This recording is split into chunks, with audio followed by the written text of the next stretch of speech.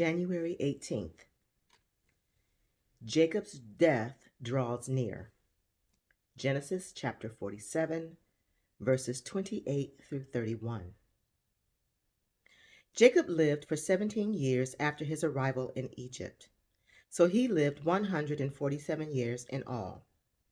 As the time of his death drew near, Jacob called for his son Joseph and said to him, "Please do me this favor.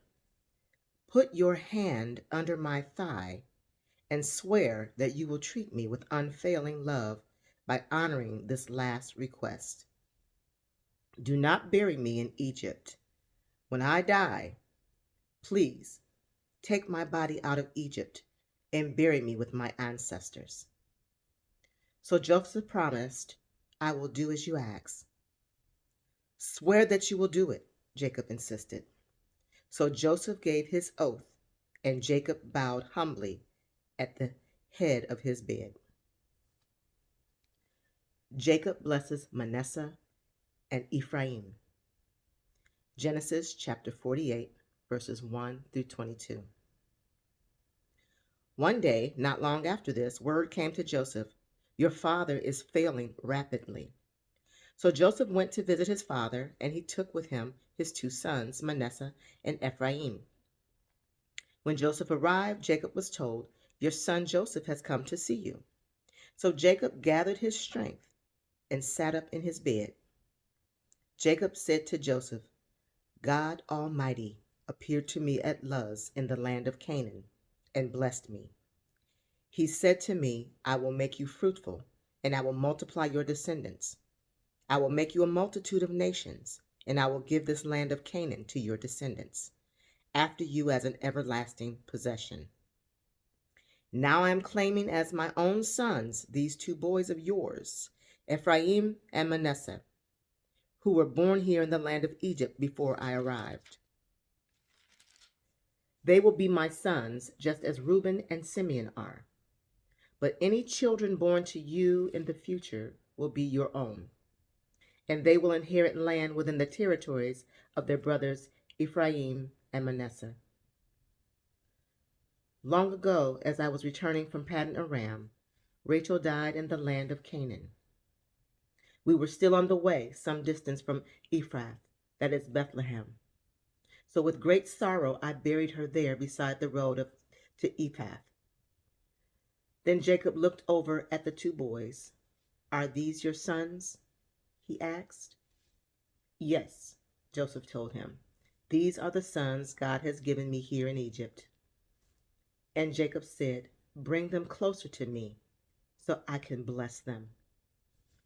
Jacob was half blind because of his age and could hardly see. So Joseph brought the boys close to him, and Jacob kissed and embraced them. Then Jacob said to Joseph, "I never thought I would see your face again, but now God has let me see your children too." Joseph moved the boys, who were at their grandfather's knees, and he bowed with his face to the ground. Then he positioned the boys in front of Jacob. With his right hand he directed Ephraim toward Jacob's left hand, and with his left hand he put Manasseh at Jacob's right hand.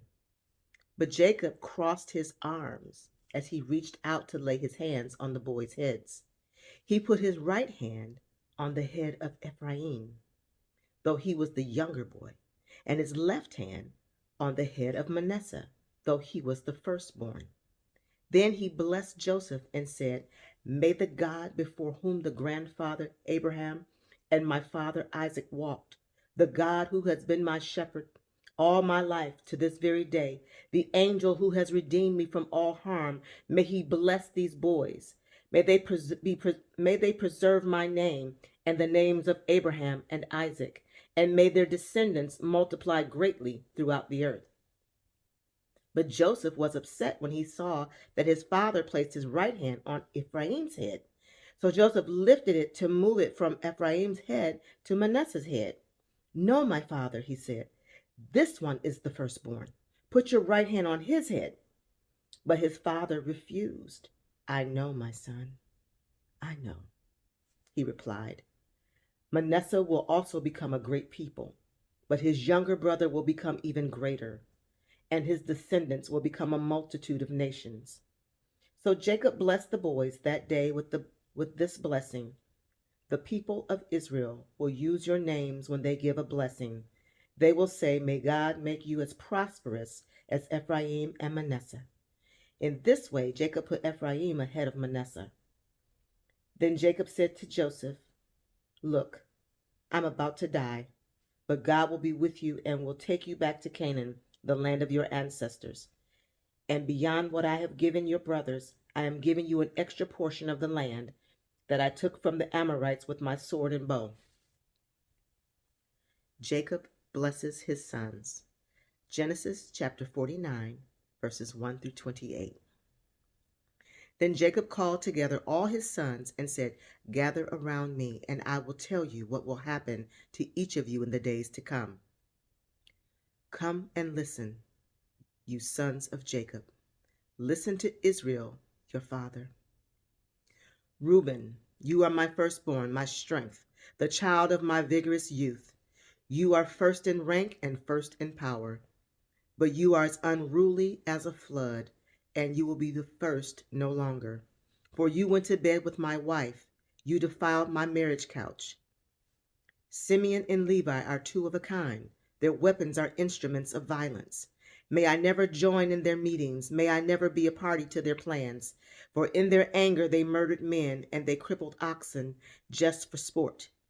A curse on their anger, for it is fierce. A curse on their wrath, for it is cruel. I will scatter them among the descendants of Jacob. I will disperse them throughout Israel. Judah, your brothers will praise you. You will grasp your enemies by the neck. All your relatives will bow before you. Judah, my son, is a young lion that has finished eating its prey. Like a lion, he crouches and lies down, like a lioness who dares to rouse him. The scepter will not depart from Judah, nor the ruler's staff from his descendants, until the coming of the one to whom it belongs, the one whom all nations will honor. He ties his foal to a grapevine, the colt of his donkey to a choice vine. He washes his clothes in wine, his robes in the blood of grapes. His eyes are darker than wine, and his teeth are whiter than milk. Zebulun will settle by the seashore and will be a harbor for ships. His borders will extend to Sidon. Issachar is a sturdy donkey, resting between two saddle packs. When he sees how good the countryside is and how pleasant the land, he will bend his shoulder to the load, and submit himself to hard labor. Dan will govern his people. Like any other tribe in Israel, Dan will be a snake beside the road, a poisonous viper along the path that bites the horse's hooves so its rider is thrown off. I trust in you for salvation, O Lord. Gad will be attacked by marauding bands, but he will attack them when they retreat.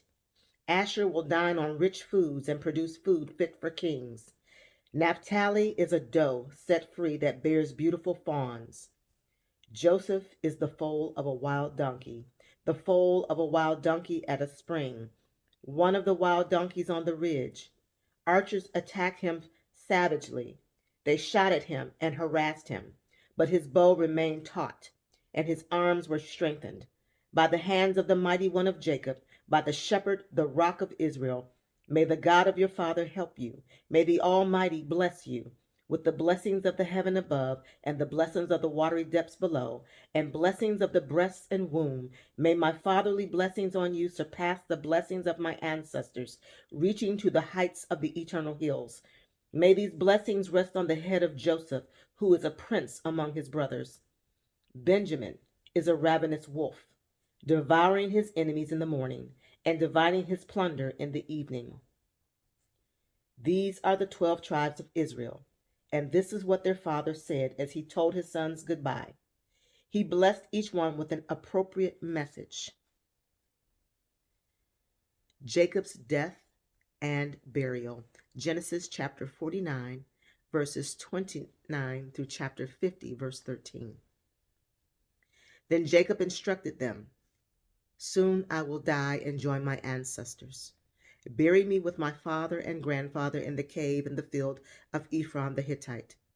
This is the cave in the field of Machpelah near Mamre in Canaan, that Abraham bought from Ephron the Hittite as a permanent burial site. There Abraham and his wife Sarah are buried. There Isaac and his wife Rebekah are buried. And there I buried Leah. It is the plot of land and the cave that my grandfather Abraham bought from the Hittites. When Jacob had finished this charge to his sons, he drew his feet into the bed, breathed his last, and joined his ancestors in death. Joseph threw himself on his father and wept over him and kissed him. Then Joseph told the physicians who served him to embalm his father's body. So Jacob was embalmed. The embalming process took the usual 40 days, and the Egyptians mourned his death for 70 days. When the period of mourning was over, Joseph approached Pharaoh's advisors and said, "Please do me this favor and speak to Pharaoh on my behalf. Tell him that my father made me swear an oath. He said to me, 'Listen, I am about to die. Take my body back to the land of Canaan and bury me in the tomb I prepared for myself. So please allow me to go and bury my father. After his burial, I will return without delay.'" Pharaoh agreed to Joseph's request. "Go and bury your father, as he has made you promise," he said. So Joseph went up to bury his father. He was accompanied by all Pharaoh's officials, all the senior members of Pharaoh's household, and all the senior officers of Egypt. Joseph also took his entire household and his brothers and their households, but they left their little children and flocks and herds in the land of Goshen. A great number of chariots and charioteers accompanied Joseph. When they arrived at the threshing floor of Atad, near the Jordan River, they held a very great and solemn memorial service, with a 7-day period of mourning for Joseph's father. The local residents, the Canaanites, watched them mourning at the threshing floor of Atad. Then they renamed that place, which is near the Jordan, Abel Mizraim, for they said, "This is a place of deep mourning for these Egyptians." So Jacob's sons did as they had commanded them. They carried his body to the land of Canaan and buried him in the cave in the field of Machpelah near Mamre. This is the cave that Abraham had bought as a permanent burial site from Ephron the Hittite. Joseph reassures his brothers. Genesis chapter 50, verses 14 through 21. After burying Jacob, Joseph returned to Egypt with his brothers and all who had accompanied him in his father's burial. But now that their father was dead, Joseph's brothers became fearful. "Now Joseph will show his anger and pay us back for all the wrong we did to him," they said. So they sent this message to Joseph: "Before your father died, he instructed us to say to you, 'Please forgive your brothers for the great wrong they did to you, for their sin is treating you so cruelly. So we, the servants of the God of your father, beg you to forgive our sin.'" When Joseph received the message, he broke down and wept. Then his brothers came and threw themselves down before Joseph. "Look, we are your slaves," they said. But Joseph replied, "Don't be afraid of me. Am I God that I can punish you? You intended to harm me, but God intended it all for good. He brought me to this position so I could save the lives of many people. No, don't be afraid. I will continue to take care of you and your children." So he reassured them by speaking kindly to them. The death of Joseph. Genesis chapter 50, verses 22 through 26. So Joseph and his brothers and their families continued to live in Egypt. Joseph lived to the age of 110. He lived to see 3 generations of descendants of his son Ephraim, and he lived to see the birth of the children of Manasseh's son Machir, whom he claimed as his own son. Soon I will die, Joseph told his brothers, but God will surely come to help you and lead you out of this land of Egypt. He will bring you back to the land he solemnly promised to give to Abraham, to Isaac, and to Jacob. Then Joseph made the sons of Israel swear an oath, and he said, when God comes to help you and lead you back, you must take my bones with you. So Joseph died at the age of 110. The Egyptians embalmed him, and his body was placed in a coffin in Egypt. May the Lord add a blessing to the reading and to the hearing of his holy word.